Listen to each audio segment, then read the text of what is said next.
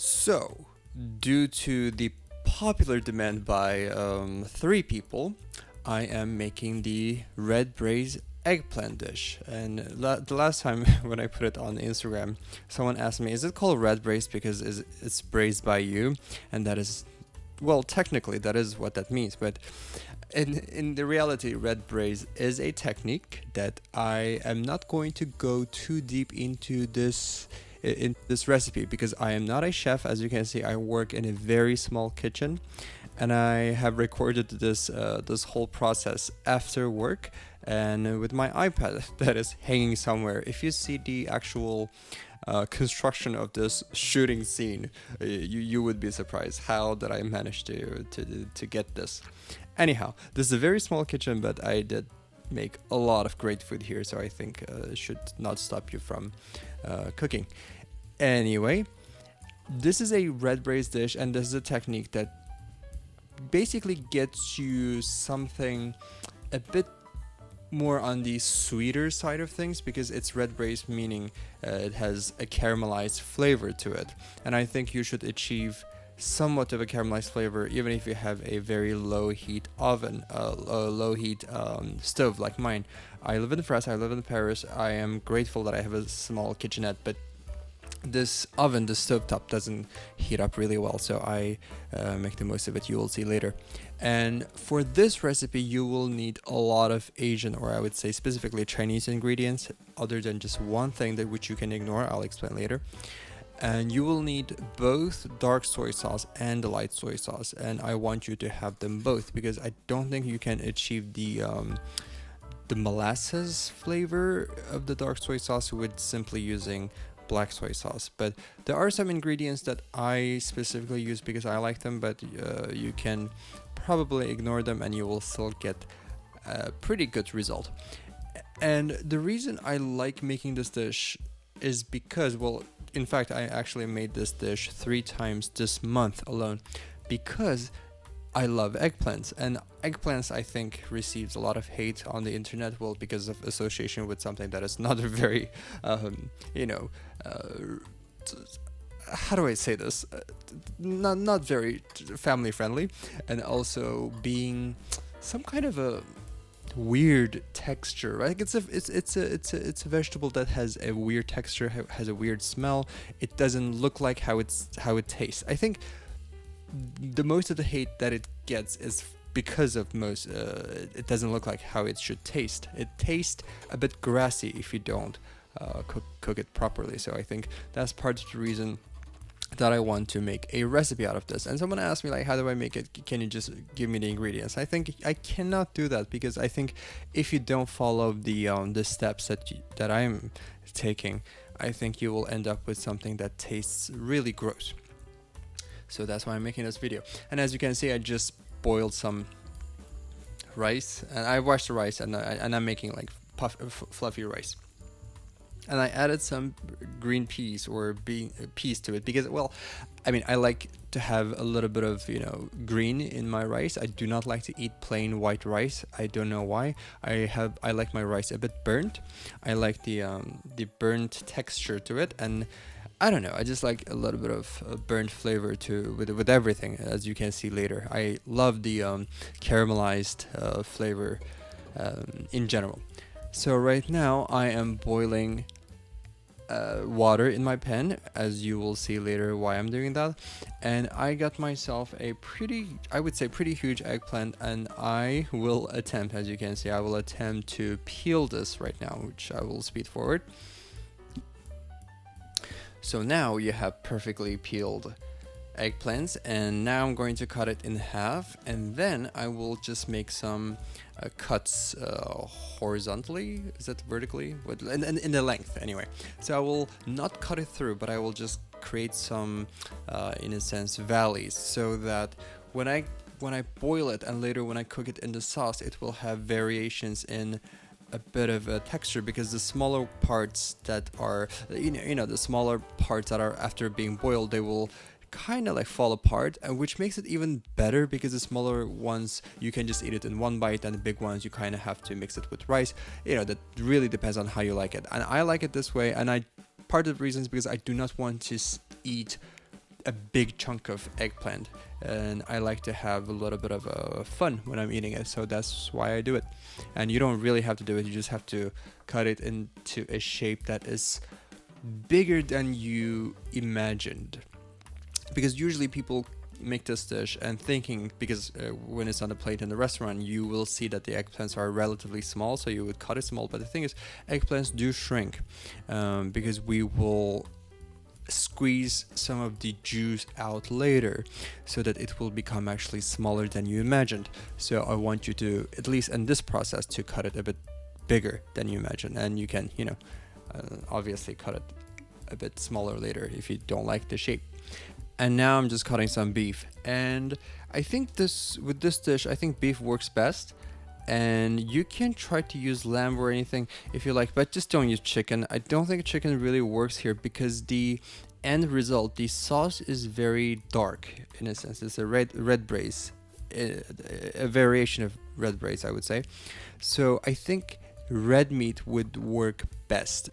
I think other than the color, it's also because beef doesn't have a very specific flavor to it. I'm sure people can tell me what beef tastes like, but for me, this is the meat that I grew up eating the most, I believe. So for me, it works well with all of my cooking. So if I can use beef, I'll just use it 24/7.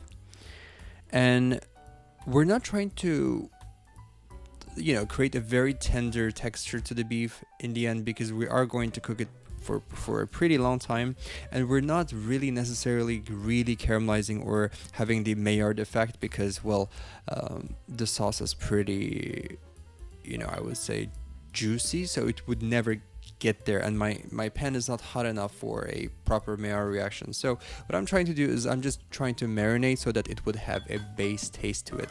And now, as you can see, I'm putting the dark soy sauce and the light soy sauce on my meat, and I will talk about the quantity later.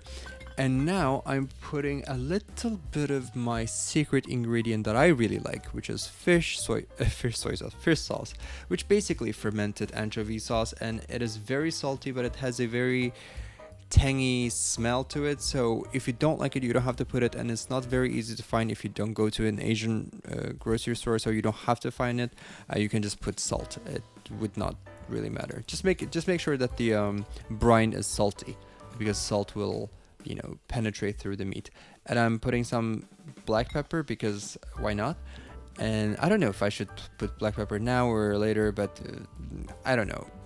Everyone does it, so I do it. I've never tried making this without black pepper, and during marination, maybe the black pepper will really get into that. I don't know. And now putting some potato starch, and as you can see later, I will put more, because I'll have to see the mixture, the texture of the mixture, to see if I'm achieving what I want to achieve, which is to have a little bit of you're not trying to create a slurpee here, but the sauce should be, or the brine should have a little bit of consistency as of a probably bechamel, but lighter than bechamel. You don't have to go that far. And now, as you can see, after mixing, I realized that the potato starch wasn't enough, so I will just add some more. Doesn't really matter, because what you're trying to do here is just to coat the meat in a very thin layer of cornstarch or potato starch, which are basically the same thing. So that when you're frying the meat, the outside would not get burned. So what that does is it basically prohibits the Maillard reaction from happening. So this is not really a technique that you see in a lot of Western style cooking, I think. But this works out perfectly for this specific dish. But I think because we are going to cook this meat for a very long time, and if you don't do this, the meat may get a bit tough at the end. So this is just a thing. And also the sauce at the end should be a bit saucy than liquidy. So we are going to use the potato starch to thicken the sauce a lot, actually. You will see later. And don't worry about the sodium intake. You are not going to eat healthy with this specific dish. So, if you're trying to eat healthy and if you're trying to eat low sodium, low sugar, low fat meat, just this is not a thing. And you will see later. But actually, in the restaurants, they will have a lot more grease, a lot more oil in this dish. And some of the restaurants, especially the big restaurants, that are famous for this specific dish, will deep fry their eggplants, which is a very dangerous process if you have seen the chefs doing them. I'm not going to do that. I'm not crazy, so I'm going to boil instead of deep frying, and I will explain a bit later, I guess. And now I'm cutting some Thai bird eye chili. These are very front spicy. I would call it front spicy because it doesn't have a complex flavor. It is just spicy, and it's very spicy. And I'm having 3 bird eye chilies. You do not have to put this much if you don't eat spicy. You can use, I think at least in France, I think you can use the bell pepper, but I hate the flavor of bell pepper. But if you want to have the color, a bit of red in your dish, and also craving some spice, you can use harissa or harissa in France. You can find easily, and use some bell pepper, which something I never thought that I would say. But yeah, I mean, this is just for the color, and also you will see later we are not really going to fry the pepper because the capsus, what was that called? The spicy element molecule in the pepper. I think it only dissolves in oil. Not only, I guess it is mostly dissolved in oil. So we are not going to fry this to prevent the dish from becoming too spicy. You'll see later, this is the main flavor of this dish is sweet and sour. Spice should only be a complementary flavor or sensation. Spice is not really flavor. But yeah, the point is this dish is not very spicy, at least in my household. And now I'm cutting some onion. Well, honestly, you don't have to put onion because we are going to use some green onion later. But I had some onion that are not fresh anymore, so I wanted to use at least half of it so that I do not end up with a lot of rotten onions here. But you know, why not? I like caramelized onion. I think they add a lot of great flavors to it. So as a home cook, why not? I put whatever that I want.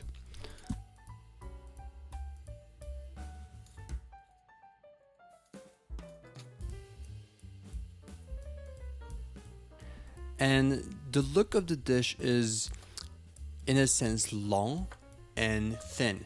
So you just have to follow the overall shape of the dish and cut your vegetables, cut your ingredients in this, aesthetic, I guess. And I'm just, cutting some onions in a very thin slices so that they will caramelize easily. And we're not really going to caramelize, but, have some color to it.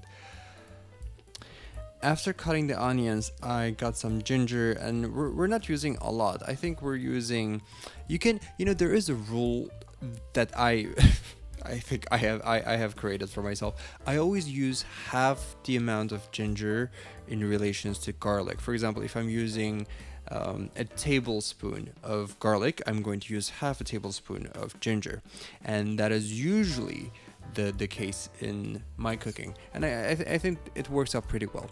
And ginger is a very strong flavor. Unless you're cooking, or let's say your dish is very ginger flavor forward, you don't want it to be the main flavor of the dish, so you do not have to use that much.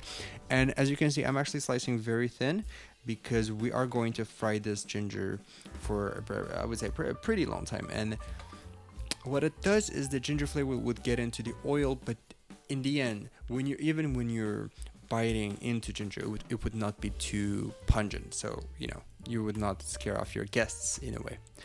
But I'm not sure if this dish is going to be perfect for serving your guests anyway.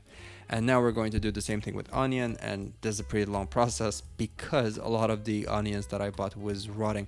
I don't know what am I doing wrong, but buying fresh garlic in France, at least in Paris, is very difficult. Every time when I buy a clove of garlic, I'll end up with at least 1/3 of it, either on the way to rotting or just directly in hell already. So maybe I'm getting it from a wrong grocery store. But honestly, I've tried like 5 different grocery stores, but it's still happening, so it's kind of annoying. But you know.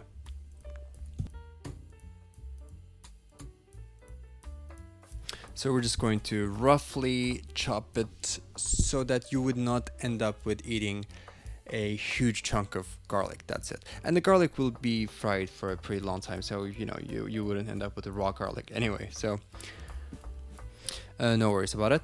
And we're just roughly chopping, and you have to use a lot of garlic for this dish because I think you are going to use more oil than you think. And because of that, and especially because I'm using olive oil to be a bit more healthy, and this is not ideal for this dish or any Chinese style dish, I don't think. And for that, we will have to cover up the olive oil flavor with a lot of garlic and a lot of ingredients like ginger and onion and all that. So you should be using a lot more garlic than you think. And why not? Garlic is healthy. Garlic is the best vegetable in the world. Is that a vegetable? I don't know. So now my water is boiled for a while, and I will add a lot of dark soy sauce. And I'm actually using the leftover, all of the soy sauce here. So what I'm doing here is to create a solution that has a molasses flavor, of course, dark soy sauce, a tiny bit salty, and also to have a pretty dark color. So what it does is that when we're boiling the eggplants, as you can see what I'm doing right now, the eggplants will cook in the solution so that it will absorb a lot of the molasses flavor. So I actually have done this recipe without doing this process. So I have actually done three tests. So for the first solution, I used this exact method. And at the time, I think I added a bit of salt, but it didn't really change anything. So I abandoned that method. For the second solution, I just used water. And the third solution, I didn't use soy sauce. So it turned out the A method that you're seeing right now gives you the best result. Meaning, what it does is that it will remove a lot of the grassy flavor in eggplants, which is something that I do not enjoy while eating eggplant. If you don't go through this process, if you directly cook the eggplant in the sauce later, after you have fried the onions and all that, you will end up with something that tastes like, I don't know, meadow. You will feel like a cow if you're eating that. So I would strongly suggest you to go through this step. It is not annoying. This will actually, I think, reduce your cooking time because eggplants take a bit while to cook in the sauce especially. And I think the boiling water is hotter than a pan, because although there is oil and all that, but you can try to cook pasta directly in the pan and also with the sauce, and also compare that with cooking in the boiling water. Because water, I don't know, I'm not a chemist, I'm not a physicist, why am I doing this? But the thing is, this will reduce the time for it to cook the eggplant, and it honestly saves you a lot of time and gives you a better result. So just do it. And I've suggested to a lot of my friends to go through this step, but they always ignore me because they ignore the step and they end up with something disgusting. So don't be my friends and be me. And also I had some green onion, long onion, what do you call this? So I'm just going to use it, and it doesn't matter if you don't use it, I don't think, but I really like the flavor. And this is the onion that is left over from me making scallion oil, onion oil. So I just use half of it, I think. And it doesn't really matter if you don't have it. And this will just give a little bit of a extra content on your dish, because at first I was going to finish this whole eggplant in one sitting, and I realized, you know what, I should just stretch out for 2 meals, because I did have a lot of meat and I did have a lot of rice. So I was like, you know what, maybe I just do it for two dish. And having a little bit of onion would actually give you a lot more things to eat with rice. And yeah, that was the direction that I was going for. And I'm a home cook. I just do whatever I want. I just add all the leftovers. And now, as you can see, I have 3 green bell peppers, not bell peppers, green peppers, normal ones, spicy ones. I got it from Chinese supermarket, and these were really good, and I cherish them. I don't usually use them for everything.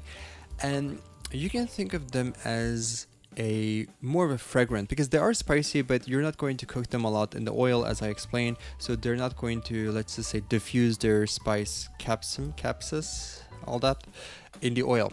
So you're going to, after you cook the dish, after you stir fry and everything, after you have turned down the heat, you basically let it steam in the pan, so it will diffuse its aroma within the dish, but it would not make the dish too spicy unless you were specifically eating it. And you can easily pick it out if you don't want to eat it, but I think it creates just it adds a grassy, peppery, spicy flavor to it, or aroma to it, and I think it's wonderful, specifically in this case, because the whole thing is pretty sweet and sour, but these are like heavy flavors, you see, and the smell of the dish is not very pleasant because of there are lots of soy sauce in it.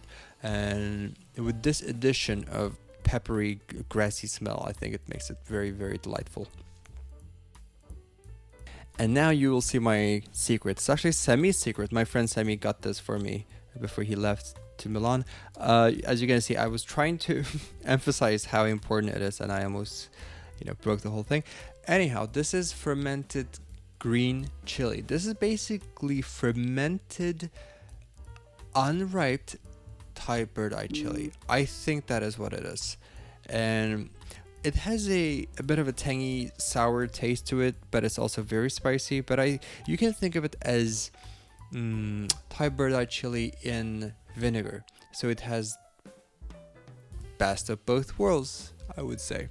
And it has a very specific flavor to it. It's really hard to explain.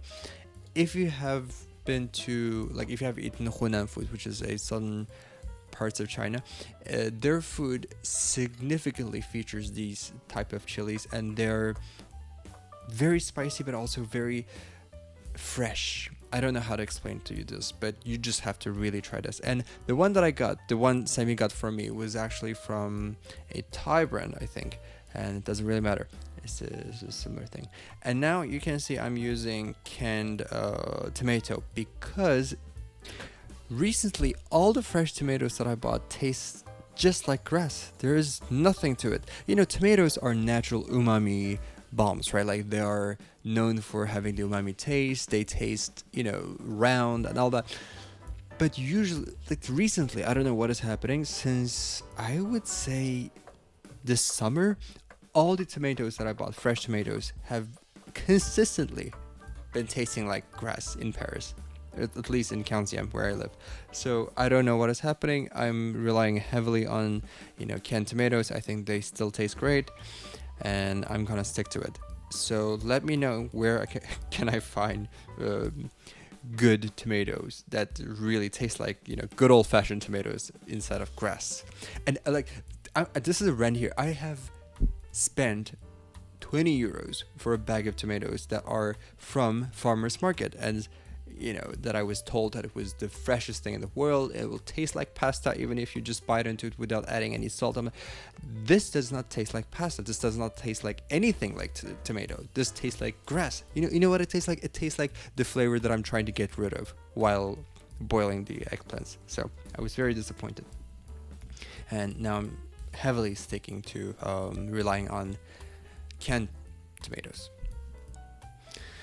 Enough about this, and then now I'm just rinsing the cooked eggplants, and you just have to run it through cold water, and you're not really trying to wash out the soy sauce flavor from it, but you don't want to end up with the soaking wet eggplants. You just have to have it, you see they reduce in size, and this is the exact texture that you're looking for. They should reduce in size after you squeeze them out, and it should have some color to it from the soy sauce and natural oxidization. What is happening? And yeah, and these are all the preps that we did. You see these are very mise en place. Like, you're just going to stir fry this from now on, so it will take less than probably 10 minutes, and if it's in the restaurant, probably less than 1 minute. But as I explained, this stovetop, the issue is the heating circle is not big enough to heat up the whole pan, and I think what happens is that it's not a consistent heat, and this is the highest heat level, which is 9, but I think it still has a time limit to how much the heating circle will heat up. For example, I think I counted for like 8 seconds, and it will go off for like another 10 seconds, and it's a continuous circulation, so it would never heat up as it would with actual flame or like a normal restaurant. So this will take a lot longer than I expected. Well, like, I am not expecting anything. I know how it works, but if you are in a similar situation that you are having a small kitchen, or if you have a glass stovetop, you probably will have to cook it for longer, which is not bad. There are great things happen in the slow cooking. And I would say my stovetop's 9 would be a normal flames medium heat, or probably medium high heat. So just keep that in mind. If you're having, like a monster cooker, you probably have to use medium heat. Yes. And now what I'm doing is I just put the ginger and green onion, and I forgot the onion, which I will put later, as you can see, to flavor the oil. And onions or scallions and ginger is not really, let's say, they don't burn easy, let's just say, so you don't have to be afraid to put them at first. And also I added some salt, not to flavor anything obviously, because we do have a lot of flavoring elements in the mixture that we marinated the beef, so it doesn't really matter. The most of the flavors coming from there. And the reason I put some salt is just to have the moisture from the ingredients, the onion, scallion, and all that, to escape from the ingredients, so that it will vaporize easily, so that we can have better caramelization. And as I mentioned, we're not really looking for it to have like caramelized onion, like the dark wine color to it. We're just trying to catch a bit of a burnty, caramelized flavor to it. So it probably will take less than, I would say, 10 minutes, but if you have patience, you can make it, you can let it cook a bit longer, because as you can see in the mixture that we marinated the beef, it basically is the base flavor of the dish, right? It's soy sauce, umami flavor. It's salty, and because of I add some anchovy sauce, which is the fish sauce, it has some tang to it. And you will see later I will put some sugar and vinegar, and these are the flavors that are, I would say, very bright, other than the soy sauce. So what you're trying to do is to create a bit of burnt caramelized flavor to round it up even more, so you will have more of a I would say caramelized flavor is the sweeter side of things, and also in the rounder side of things. So you're trying to balance it out. Otherwise, you will end up with something too bright and sweet, if that makes any sense. And that is how I, map out the flavors. For me, the flavors are front, end, and round, and that's how I see it. But if you have any other method to describe these things, please let me know, because I'm not a professional chef, or obviously not a professional videographer, because I shoot it on iPad expecting that it would be horizontal, but it ended up with a vertical video, so I'm sorry. And as you can see, my rice is ready, and I will just put it on the ground so that the bottom, the crackly, crispy texture will loosen up a little bit, so that I can eat it, or I can scoop it up later with ease.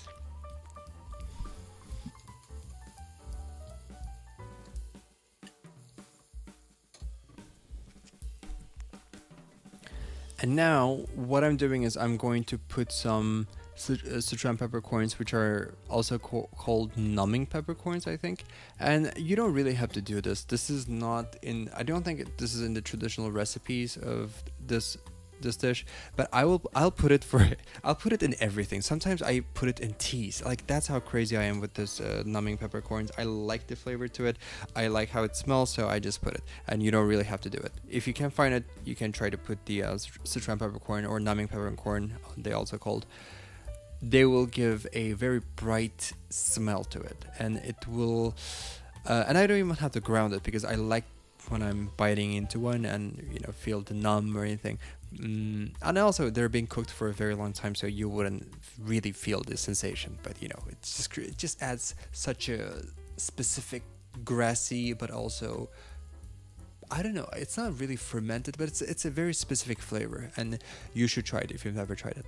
And I just put the garlic because you have to put the garlic last because they burn very easily. And now, as you can see, most of the moisture is vaporized, so you have to be careful with the oil now.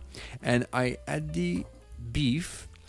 And as I mentioned, most of the flavor of the dish is coming from the soy sauce and the salts, all the sodiums that we added to the beef. So you will have to mix the ingredients with the meat really well, so that all of the ingredients that are already in the pan will be coated. I can't really speak, guys. Like this is 11 p.m. and I'm falling asleep right now. Anyhow.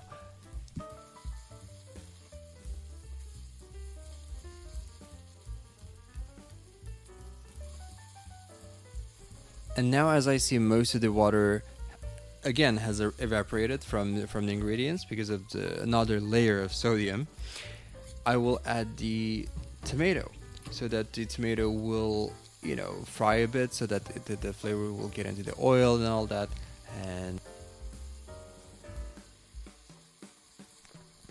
And yeah, this is the exciting part, because this is basically the maker or breaker of this dish. You have to taste, or you have to adjust the taste and create somewhat of a sauce. I just added some light soy sauce and dark soy sauce to the bowl that we marinated the beef, and we're just going to use all of the flavors that we have already used. And this one is very important. This is vinegar. This is a very specific type of dark vinegar, and I think any type of Chinese vinegar will work. And this specific type of vinegar is not as sour or acidic that I would have liked, so I added a little bit more. And what you're looking for is not to make this dish significantly or saliently sour or acidic. You just want to have it a bit of a bright taste to it. And I personally like having this a bit more acidic than what it is in the restaurant, so I did add a lot more vinegar than normally people would, but I think it really makes it delicious, so I like it.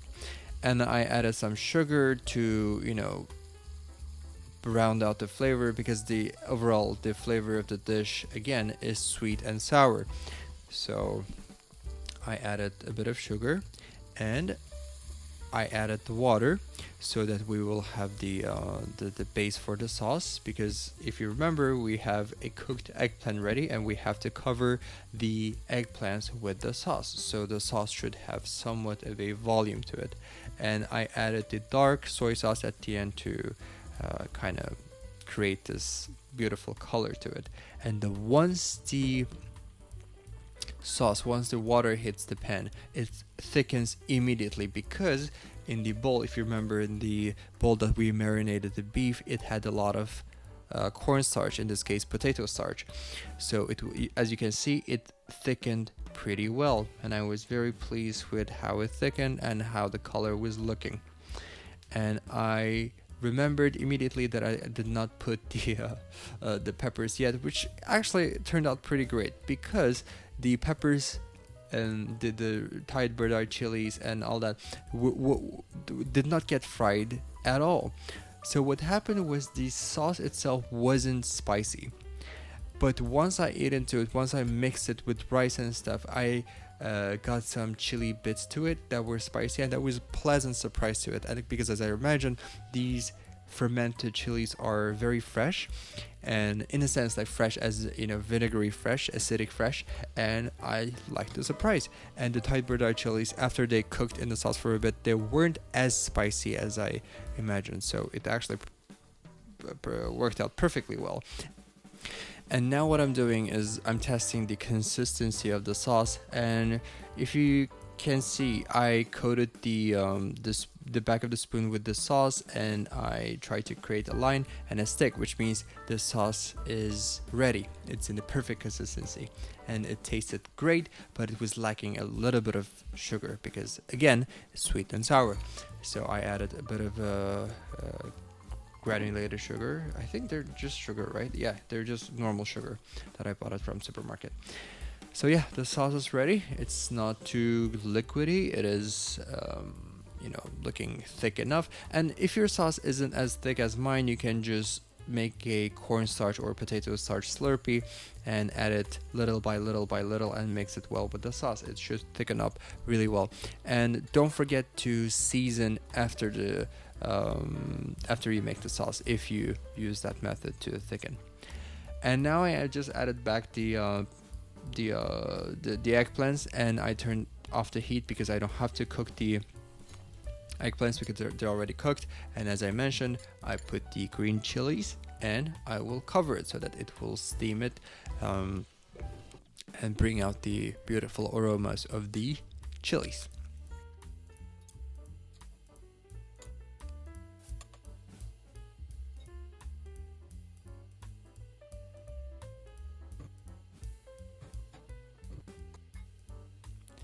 And now, as you can see, please ignore the sponge. As you can see, the whole thing is ready. The sauce is set. The eggplants are looking great. The chilies are looking a bit less green because we steamed it, and this means perfect. We have a somewhat of a consistency in the sauce. It's not too greasy. It's not too liquidy. This was just exactly what I was looking for.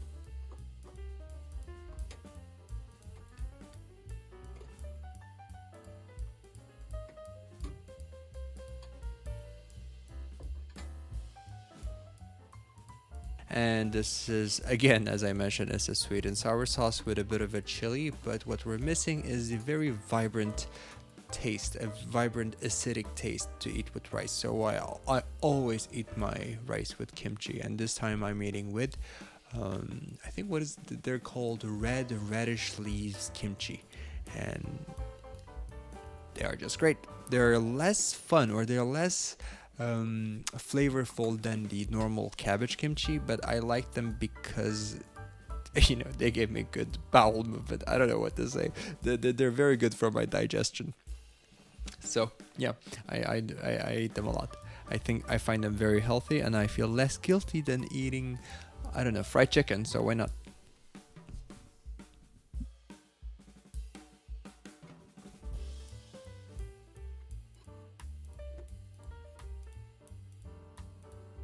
So yeah, I quickly prepared my table, and after a long day of work and 50 minutes of cooking, this took me 50 minutes. Usually it will take me 30 or 40, but I don't know. Today I was just lazy and I worked in slow motion. I don't know. And bon appetit. I don't know why with this exact moment it started to record horizontally, but whatever. I'm just going to post it as it is, and let me know if you tried this, and let me know if you can find the ingredients, what is missing, how does it work out for you. Send me a picture, send me a photo on Instagram. Let me know.